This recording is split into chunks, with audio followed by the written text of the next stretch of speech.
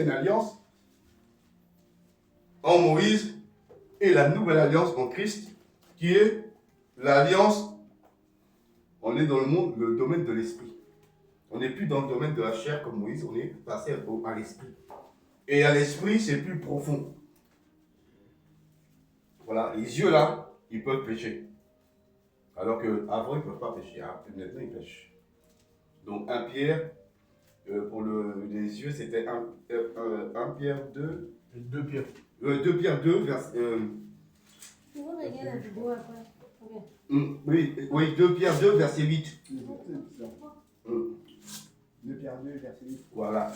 Pour dire que la souillure des yeux, tu peux passer dans une galerie et tu sais très bien qu'il y a des panneaux publicitaires partout. Et bien, dès que tes yeux se sont souillés là, on demande pardon. À l'instant même, Seigneur, pardonne-moi parce que mes yeux ont vu là, mes yeux, Seigneur. Auto-nettoyage rapide. C'est comme quelqu'un qui a un pare-brise qui est sale. Il appuie, il nettoie. Sinon, tu te promènes avec ton pare-brise sale et si tu meurs là, il fallait nettoyer avant. Parce que tu savais que c'est pas bon. Donc quand tu sais que tu as péché là, faut pas attendre d'être rentré le soir pour te mettre à coup, Seigneur, vraiment. À l'instant là où tu sais, là, le Saint-Esprit te dit c'est pas bon. Tu demandes pardon. La Bible nous dit dans Apocalypse 22, 11, de se sanctifier, que celui qui se sanctifie encore. Ça veut dire que chaque jour, tu es dedans. Chaque seconde, tu es là. Dès que tu as vu quelque chose qu'il ne fallait pas, bim, Seigneur, pardon, nettoie mes yeux. Dès que tu as entendu des choses que tu ne veux pas entendre, Seigneur, pardon. Et quand tu vas t'habituer à demander pardon, eh ben, tu verras que le Saint-Esprit va t'éviter de tomber dans le piège. Des fois, tu vas tourner la tête, tu ne sais pas pourquoi. C'est parce qu'il y a quelqu'un qui n'est pas très bien habillé qui va passer. Donc, comme le Saint-Esprit sait, c'est lui-même qui va te faire dévier parce qu'il sait que tu ne veux plus. Mais quand toi, tu te plais à ça, il te laisse. Hein. Mais quand tu dis non, Seigneur, je ne veux plus. Dieu agit pour toi. Dieu ne force pas les gens. On n'a pas un Dieu dictateur. Sinon, il n'y aurait personne en enfer. Moi, avant, c'est ce que je disais, Seigneur, mais pourquoi tu n'es pas un dictateur? C'est mieux. Tu prends le bâton là. Et Jésus de Nazareth. Tu attrapes, toi, là, tu frappes ça bien, tu vois le feu là. Bon, voilà. Ça y est, c'est réglé. Le diable à personne. C'est vrai. Mais Dieu nous a donné le libre arbitre, le choix. Tu veux? Oui. Tu veux pas? Non. Ok. Tu veux? Tu vas à droite. Oui. Et tu ne veux pas? Tu vas à gauche. Chacun choisit son terrain. Mais Dieu ne nous oblige pas. Le libre arbitre veut dire que Dieu te donne le choix.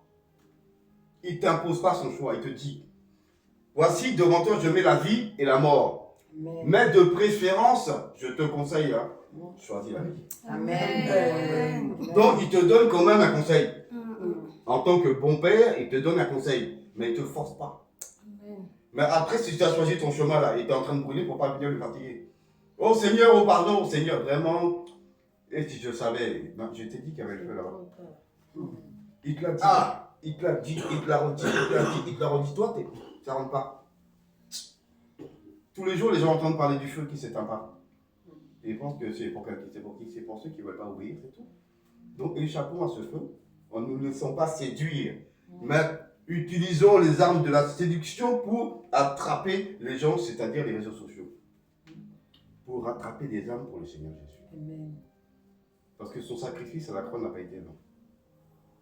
C'est un sacrifice qui perdure jusqu'à ce que le Seigneur fasse monter les derniers qui vont passer par la grande tribulation.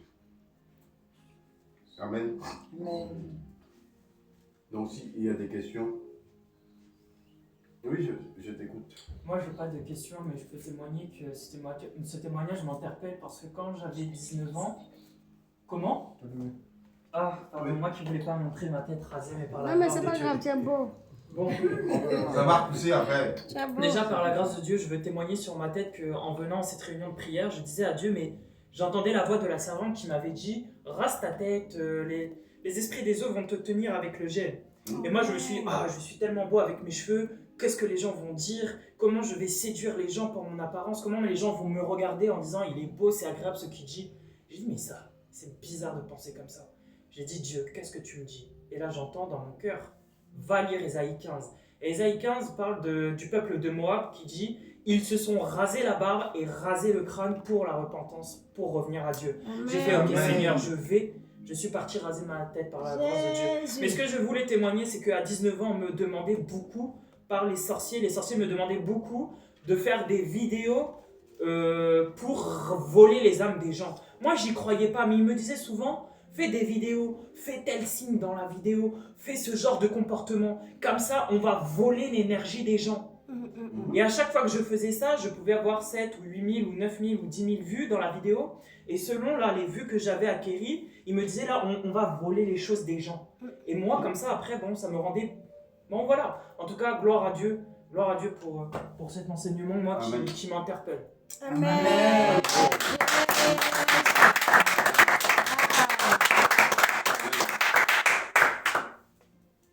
Parce que le diable, c'est sa méthode. Donc, il prend quelque chose. C'est pas gratuit. Et lui, jamais. Il te donne 1 000 euros, il reprend 10 000. Il t'a donné 1 000, mais il faudra lui rendre 10 000. 9 000 euros d'intérêt. Si tu signes là, par exemple, avec lui, il prend 30 ans sur ta vie. Tu signes un pacte pour de l'argent. Tu dois vivre 100 ans. Et bien à 70 ans, il vient te chercher. Pourquoi? Parce que tu dois rester 30 ans en tant qu'esclave pour payer l'argent qu'il lui t'a donné. Et après ça, il t'envoie en enfer. Mais d'abord, tu vas servir en tant qu'esclave. Travail forcé, 24 heures sur 24. Tu vas travailler. Donc tu vois que le diable, là, il n'y a rien de gratuit. Tout se paye. Et le prix, c'est ton âme. Dans le monde spirituel, il n'y a qu'une chose qui compte, c'est l'âme. Que ce soit Dieu, que ce soit le diable, ils ont tous les deux le même objectif. Les âmes. L'argent, là, les deux peuvent t'en donner autant que tu veux. Tant que tu viens là, et tu donnes ton âme, c'est tout ce qui compte. Donc faisons attention à ce qu'on regarde et à ce qu'on écoute. Parce que c'est des pièges bien préparés depuis longtemps où les gens tombent dedans. La séduction, c'est dans toutes ces choses. Tu peux voir des femmes danser, elles ne sont pas bien habillées, ou des hommes danser. Et bien, dans la danse, il y a une séduction. Et si tu te laisses séduire, on t'attrape. Et on prend quoi? Tes grâces, tes bénédictions, et on prend aussi ton âme. Quand quelqu'un est lié, et bien tous les jours, il est dedans. Il ne peut pas s'en détacher. Chaque jour, il se lève. Toute la journée, il scrolle. Il passe des heures et des heures dedans parce qu'il est déjà lié. On a pris son âme, on l'a bien enchaîné. Et dans le spirituel, il est attaché comme un saucisson. Dans le spirituel, tu as un saucisson, tu es attaché là-bas. On te met comme dans les câbles où on met les saucissons. Quand on a bien attaché, on l'accroche pour le signe qui sèche. On t'accroche quelque part là, c'est fini. Si c'est pas Jésus là qui vient te décrocher là pour couper les fils là. Ah. C'est fini. Donc, à travers nous, Dieu va attraper des gens. Amen. Donc soyons utiles pour attraper des gens pour Jésus et les sortir du feu. La Bible parle d'arracher les gens du feu. Et les arracher du feu, c'est les sortir des pièges dans lesquels ils sont tombés. Amen. Que le Seigneur nous bénisse et que sa grâce repose sur nous. Oui. Oui, allez-y. Il y a deux mains qui se sont levées en même temps. On dirait que c'est deux sœurs. Moi, c'est que à propos de ce qu'on regarde sur Internet. Amen. Comment ça se passe avec les vidéos, par exemple, de couture, cuisine, apprendre à faire des coutures, par exemple, ou des cuisines, ou d'autres, comment planter des sauces. Et j'aimerais aussi savoir à propos de la séduction aussi. Vous avez déjà dit tout à l'heure à propos des photos au bord de la Ouais, des mer. images ou des hommes. Des images, mais c'est partout ça, pasteur, Oui. même sur les bus. Oui. Et on ne fait pas exprès, les yeux fait comme ça et on voit devant quoi. Et comment On doit demander pardon et demander au Seigneur de nettoyer nos yeux. et les filles aussi qui pendant l'été, j'aime pas sortir l'été hein, parce que l'habillage des filles et des femmes C'est vrai. c'est trop. Et c'est comment faire avec ça, pasteur, parce que même si on fait mettre les gosses là-bas, droite c'est là-bas, on fait comment? C'est juste, ça veut dire qu'on n'arrête pas de demander pardon, c'est pas vrai ça. Exactement, c'est le problème qu'on a en Europe. Alors, imagine-toi, chez moi, là, dans mon archipel, hein, la Guadeloupe, Martinique et la Réunion, les trois là, c'est pire qu'ici. Les femmes, elles portent des pantalons, elles coupent ça ici. Et elles coupent derrière pour faire un string avec. Donc tu vois le short c'est un string, donc il remonte. Et elles mettent un truc ici, en vrai, donc tu vois sa poitrine et ses affaires, elles passent. Elles sont toutes habillées comme ça. Sur la plage, elles sont quasiment nues. Elles ont leur string, soit elle va chercher la glace, elle a juste un string sur elle. Donc si toi tu vois la plage, si tu l'as pas vu, c'est que tu es aveugle. Donc, qu'est-ce que tu vas chercher sur la plage? Tu peux pas y aller. Les aveugles vont pas Donc, pêcher par un chrétien ne peut pas aller en Guadeloupe au bord d'une plage pour évangéliser. Parce qu'il va se faire évangéliser. Pourquoi? Parce que là-bas, elles sont quasiment toutes nues. Donc la sirène, elle va t'attraper.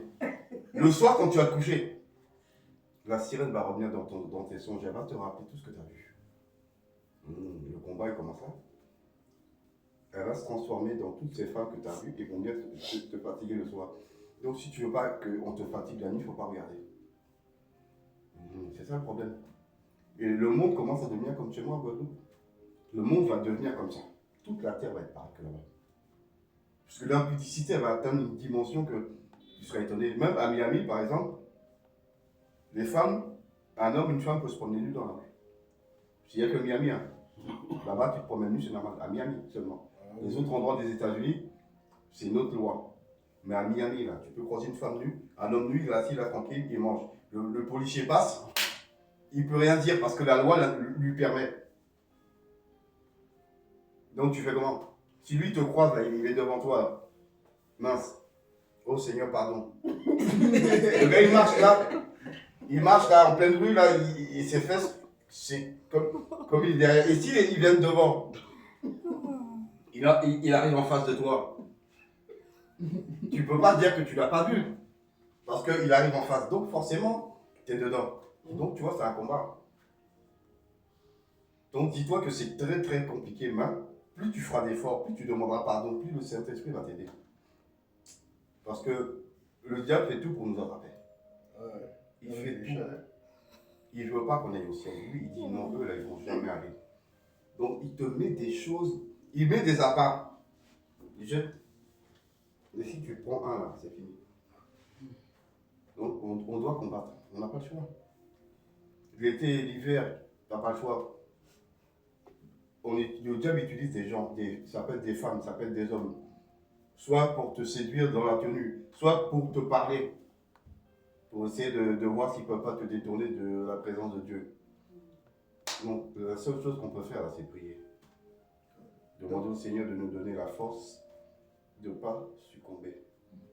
Parce que lui, il veut qu'on tombe dans le trou. Et qu'après, il est content, comme ça on vient avec lui dans le feu. Lui, il sait qu'il doit y aller. Il sait déjà, même il connaît la Bible. Quand les gens disent qu'il ne connaît pas, il connaît très bien. Et dedans, c'est écrit qu'il doit y aller. Donc si c'est écrit qu'il doit y aller, il est obligé d'y aller. Mais il a dit, il n'ira pas tout seul. Il va emmener le maximum de personnes avec lui. Et par tous les moyens. Donc nous, on doit combattre les moyens que lui a mis pour nous combattre. C'est un combat, hein, c'est une guerre. Hein. Le chrétien est en guerre. Si toi, tu ne te mets pas dans la tête que tu es en guerre, pourquoi Job 7, verset 1 nous dit que le sort de l'homme est celui d'un soldat. Les gens regardent. Et on parle de commando. Jésus de Nazareth. On parle de quoi chez APD? Armée de prière et de délivrance. En plus, ça commence par quoi? Armée. L'armée, c'est quoi? L'armée, c'est un soldat armé de prière et de délivrance en Jésus-Christ. Un soldat, ça fait comment? Il a sa tenue de guerrier. On l'apprend à utiliser les armes qu'il a. Et quand il sait bien l'utiliser, on l'envoie au combat. Et il combat qui? Le diable, et puis c'est tous ses projets. Donc tu es un guerrier qui doit combattre le diable. Mais tu dois connaître les stratégies pour attaquer. Sinon, c'est lui qui va t'avoir. C'est une guerre d'influence. Soit tu arrives à les influencer et tu attrapes les gens, soit ils t'influencent et lui te rattrape. Donc on a intérêt de bien s'enraciner en Jésus-Christ, c'est tout. Mais on est en guerre. Il faut te mettre ça dans la tête, on est en guerre. Et tant que tu n'as pas mis dans ton esprit qu'on est en guerre, ils vont t'attraper. Parce qu'à un moment, tu vas te laisser distraire. Alors que si tu sais que tu es en guerre, tu ne vas jamais te laisser. Tu sais que l'autre, s'il vient là, c'est pour quelque chose, donc tu es déjà prêt à tirer. Donc tu dois être prêt à tirer sur tout ce qui arrive. C'est ça, on est en guerre, il faut être prêt à tirer. Si toi tu baisses le canon, là déjà, c'est pas bon pour voir. Le canon bien dressé devant comme ça, s'il y a une cible qui arrive, t'appuies, c'est tout. Donc le chrétien, c'est quelqu'un qui est en guerre et il est toujours sur le qui-vive. Le qui-vive, ça veut dire que tu es toujours prêt. Et chez les commandos parachutistes, on dit, le dicton là-bas, c'est toujours prêt. On est toujours prêt à se battre avec l'ennemi. Donc c'est comme ça que là-bas, on nous formait. Et en Jésus-Christ, l'armée de prière, c'est aussi armée. Et béret rouge aussi. Parce que dans le spirituel, le béret de l'armée de prière sont rouges, comme le béret que moi rouge que je portais. Parce que j'étais aussi un commando parachutiste au béret rouge. Maintenant, en Jésus, c'est aussi un béret rouge. Tu es un guerrier. Guerrier, il doit aller à la guerre. Il n'est pas là pour s'asseoir et pour manger fruits de mer et distraction. Non. Guerrier, il a fusil. Dès qu'il a mangé, il se prépare, il va au combat. Le soir, il est fatigué, il dort. Donc, il combat, il se repose, il dort. Mais il n'y a pas la distraction. C'est ce qu'on peut appeler l'enseignement. Il va prendre ça, il va lire. Mais il ne se laisse pas distraire par l'ennemi pour que l'ennemi l'attrape. Il pose des pièges pour attraper l'ennemi. Et l'ennemi aussi pose des pièges pour l'attraper. Donc, c'est une guerre d'influence. Donc, il faut faire très attention à cette guerre. Il ne faut jamais oublier qu'on est en guerre. Si tu oublies ça, là, ils vont t'attraper. Parce que tu vas rebaisser les bras. Dès que tu as baissé les bras, c'est comme en boxe. Si tu baisses ta garde, dès que tu as baissé, ça part directement, on sait qu'on va te mettre KO. À moins que ce soit une stratégie pour pouvoir attraper l'autre. Donc tu vois, ça peut être ta stratégie pour que l'autre, il frappe. Pour que toi, tu l'esquives et tu le rattrapes. Mais la plupart des cas, dès que tu baisses la garde, on te frappe direct. Donc le chrétien ne baisse pas la garde. Il est toujours prêt à recevoir ou à esquiver. Donc on ne doit jamais abandonner. Jamais abandonner jusqu'à ce que Jésus-Christ vienne chercher ton âme. Amen. Donc nous sommes en guerre. Amen. Nous sommes en guerre. Voilà, il faut retenir cette parole. Y a-t-il encore des questions? Oui, il y avait la question. Au fait, c'est par rapport à la musique. Amen. Tu peux te retrouver soit dans un véhicule avec Oui. des païens et que tout le long du voyage, C'est vrai. ils mettent la musique. Du monde. Tu es la seule chrétienne et c'est pas ta voiture. Donc si tu dois faire 5 heures de voyage, tout le long tu dois demander pardon au Seigneur ou comment ça se passe. Déjà, quand tu arrives dans la voiture, tu demandes au Seigneur d'invoquer le sang de Jésus sur tes oreilles. Pour que le Seigneur nettoie tes oreilles, pour que ce qui entre là, ça ne puisse pas. Parce que dans la musique, il y a des esprits qui rentrent. Des esprits de fornication, des esprits d'adultère, des esprits de mensonge, des esprits de drogue. Il y a tous ces sortes d'esprits qui rentrent dans la musique mondaine. Donc quand tu invoques le sang de Jésus sur tes oreilles, ils ne peuvent pas entrer. Ils vont être bloqués. Et après, quand tu es sorti, tu demandes au Seigneur d'effacer de ta mémoire tout ce message subliminal. C'est un message subliminal. Message subliminal, c'est un message qui est donné à ton inconscient. Ton conscient, là, il entend je vais à la plage. Mais ton inconscient entend je vais faire du sexe. Donc, c'est qui reçoit le message? Ton inconscient reçoit et tu vas te mettre à faire ce que on a programmé dans ton inconscient, pas dans ton conscient. Donc, la musique du monde est toujours subliminale. Ce que tu entends n'est pas ce qu'il dit. C'est le contraire qu'il dit. Ou on peut t'appeler au meurtre. Oui, il faut faire des sacrifices pour le diable. Et toi, t'entends, oui, sacrifier le poulet. Alors qu'on t'a dit de sacrifier quelqu'un. À force d'entendre là, l'esprit qui est entré là, il va t'utiliser pour tuer. Quand tu seras bien alcoolisé là, ça y est, là, les esprits te télécommandent. Tant que tu es lucide, le message est dans ton esprit, hein. Mais t'es encore résistant. On a dit que la substance dans l'alcool et de la drogue commence à entrer. Là, ta garde descend. Et là, tu deviens pilotable. Et tout ce qui a été ancré dans ta mémoire, hop, on le met en pratique. Donc, il y a des gens qui te disent, ah, dès qu'ils sont plus alcoolisés, ah, je ne sais pas pourquoi j'ai fait ça. C'est parce que c'était programmé dans sa tête. Lui, il ne savait pas. Il écoute la musique. On est en train de programmer quelque chose de mauvais en toi. Ou il y a des chansons où on dit j'adore le diable, et toi tu es là. Tu répètes. Tu sais pas que tu es en train de dire ça. Alors que tu fais quoi là? Tu es en pleine adoration au diable. Tu n'es pas en train de dire j'adore Jésus, hein, tu dis j'adore le diable. Et toi, tu sais que tu dis j'adore les femmes. T'entends j'adore les femmes. On te dit oui, les femmes, c'est bien. J'adore les femmes. Oui, il y en a plein. Donc toi, dans ta tête, j'adore les femmes. Non, j'adore le diable. Donc, il faut te méfier de ce que tes oreilles entendent. Parce qu'il y a un message, le message d'accroche. Et il y a le réel message qui est dedans.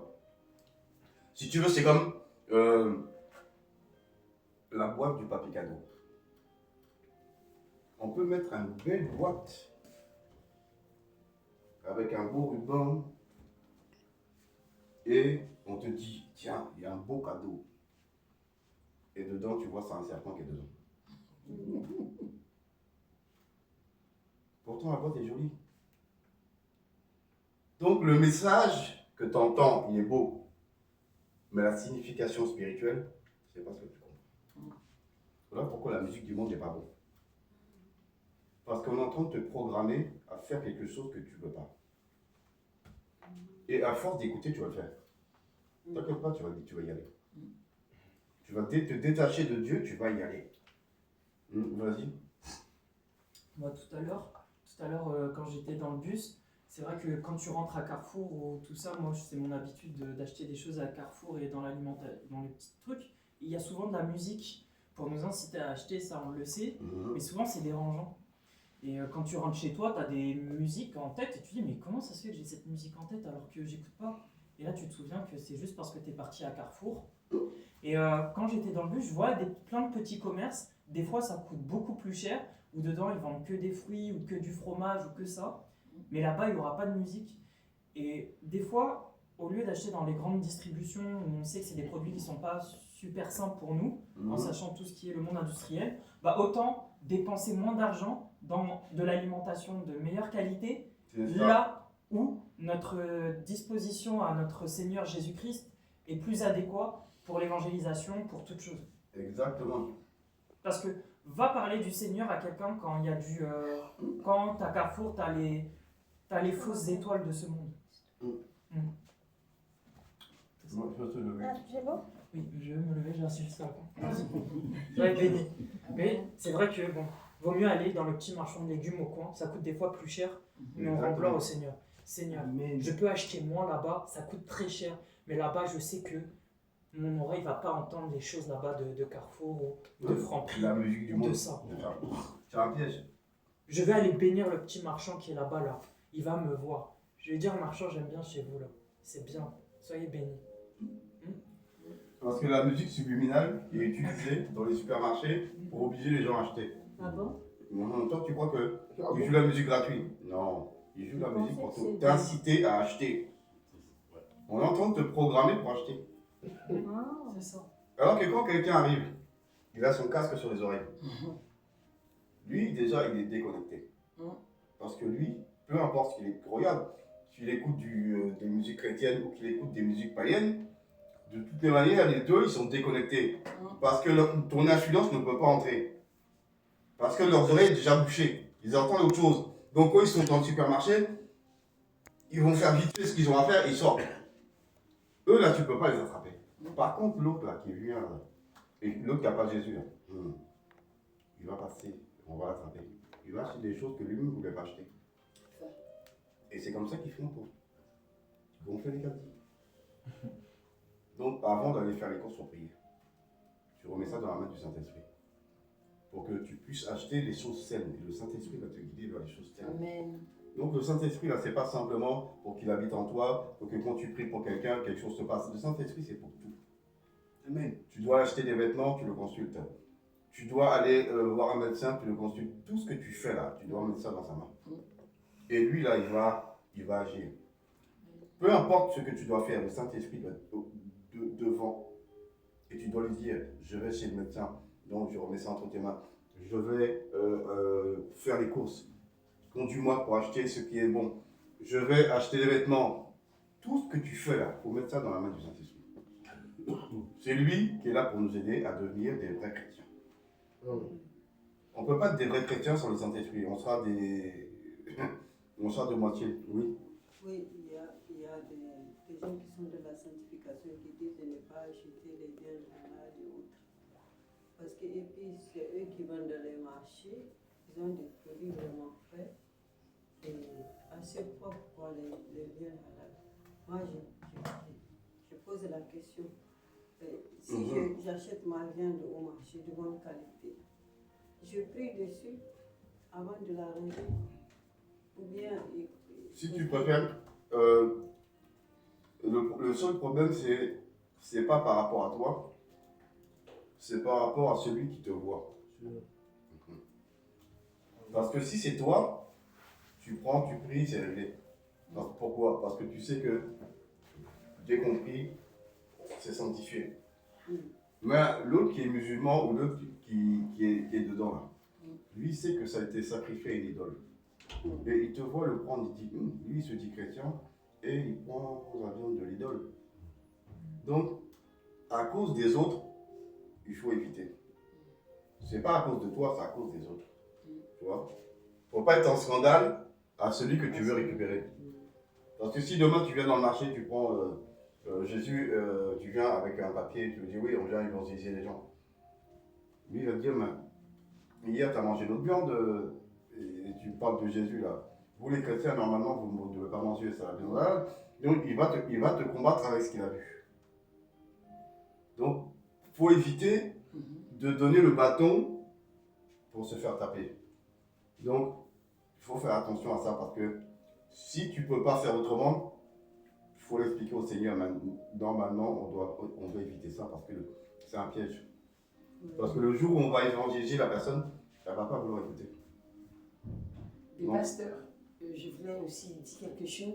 La plupart des bouchers, la plupart sont des musulmans. Ah, les musulmans, hein. Mais il y en a partout. La plupart sont des musulmans parce que dernièrement, comme la maman le dit, Il y en a moi partout. dernièrement je voulais acheter la viande et je partais avec mon mari et je voulais acheter la viande et j'ai vu un fil comme ça d'attente et je lève, c'est comme là, j'entendais dans mon esprit, je lève la tête, je vois la boucherie des musulmans.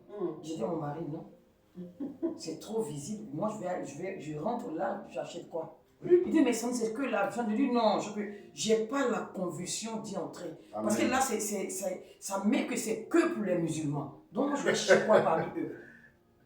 C'est comme ça que j'ai pu acheter. Je peux aller manger autre chose que quand tu sais ça. Ah oui. Faudrait que je demande justement, attends, faudrait que je demande, je vais demander à ma mère, parce qu'elle connaît, comme ça fait longtemps qu'elle est sur Paris, elle connaît bien Paris. Il y a un endroit où elle achète la viande en gros. Une boucherie, mais c'est des blancs. C'est des blancs dans Paris. Ils vendent la viande en gros. Les gens font la queue là-bas. Dans toutes les banlieues, noirs, musulmans, noirs et arabes là-bas, ils font la queue. Parce que c'est des blancs, ils vendent de la bonne viande, en gros.